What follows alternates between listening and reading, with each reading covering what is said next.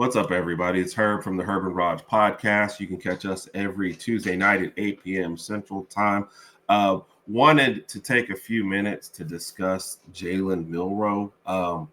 There's a lot of talk. He's probably ended up as one of the most polarizing players that ever played in Alabama, especially the quarterback position, and especially, I guess, kind of how that last year ended. There's a lot of talk on what he was going to do at the end of the year. There was even some, hey, is he coming back to school? Is there a slight chance that he transfers? Like, what's going to happen here?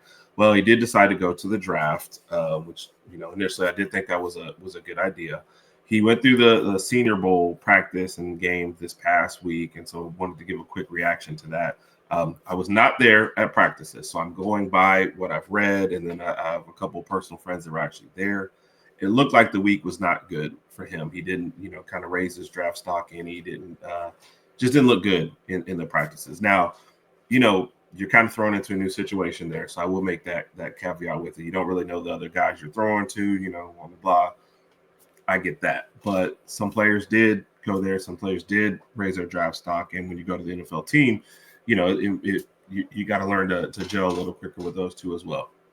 Watch the game on Saturday. No, he only got a quarter's worth of action, kind of here and there. I feel like a lot of the same things that plagued him at Alabama, I saw in that game. Still, he did hit a couple check downs and maybe an intermediate pass or two, but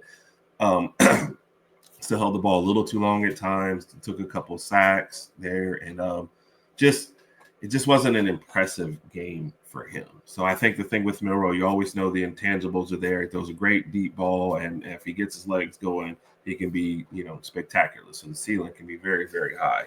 But didn't get a chance to showcase any of that Senior Bowl. So what is next for him? I feel like before and even after this, I always thought he was like second or third round. Somebody was going to take a chance on him. Now, I looked at several mock drafts before I came onto this video just to make sure it wasn't just me guessing. Out of the 4 or 5 that I looked at, none had him in the first round, which I kind of expected.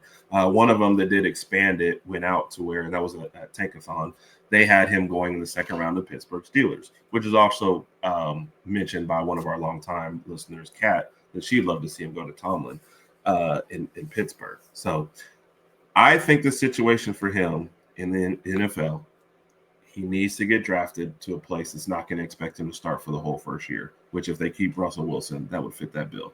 I have my questions about Pittsburgh and how they would develop a quarterback because their offense has just not been great in past years. But I could at least see that as a place where they let Fields go, and any of those running packages they had for Fields, Milroe would take over at that point. So I can at least see that part if he goes there. But the fact that he wouldn't have to start for the whole first year is really, really what I'm looking for him to do and to maximize his talent for next year.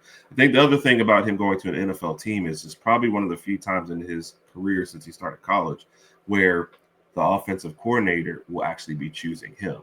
Bill O'Brien famously didn't want him. Tommy Rees, I believe, was bringing in his own quarterback, so that marriage didn't work. And to be fair, Milroe talked very highly of Tommy Rees this past week, so I will take that into account. But I believe at the beginning of that, he didn't want him. And then DeBoer and his staff was basically kind of forcing the situation where, like, you are a quarterback, even though you don't really fit our situation. So whoever drafts him will want him. I also hope, though, that whatever NFL team does this does not make the Anthony Richardson mistake, throw him out there too soon, yank him back for another guy, like just kind of toying around. So, and Milroe will have a lot more experience in college than Richardson had going in. So you have that as well. But whatever team drafts him, they kind of know what his limitations are and what they would need to work on with him. So I hope that situation works out. I hope it is a second and third round and that they can be patient with him and that they have time and they can develop him. So whatever happens, man, I always wish him the best. I hope the situation is great, man. And I hope he has a long and fruitful NFL career. Appreciate you watching this video. Check out our other content on the channel. And as always, roll Tide.